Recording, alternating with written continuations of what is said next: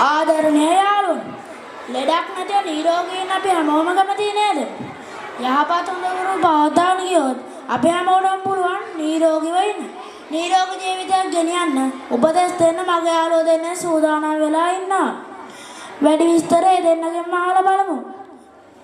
හොඳ ප්‍රමාණවත් අත්වසන් නාදයකින් හොඳ දෙනා පිළිගන්නේ දේශදී සොයරිය සහ යහන්සා සොයරිය.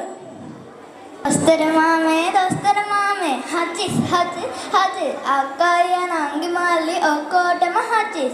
හෙම්බිරිසාව බෝ වෙනවා ඒක දන්නේ නැද්ද ළමයෝ? රෙදි කඩකින් සය වසා ගන්න ඕනේ ළමයෝ. එහා ගෙදර මාමට උණ හැදිලා ඔතටම එකට හිටිය මල්ලිට උණ හැදුනා අවසම. උණ හැදුනොත් වෙන් වෙලා ඉන්න ඕනේ ළමයිනේ. එක කාමරේ එකම ඇඳේ හිටියොත් බෝ වෙයිුනේ. උණ තියනවා සියයට කිසිවක් බෑ කෑමට. බෙහෙත් දෙන්න මල්ලිට බලන් ඉන්න බෑ මට. බෝ වෙන ලෙඩ හැමතැන සදේ නිතර අපහට. දැනුවත් බව සැම විට සුරකී ජීවිත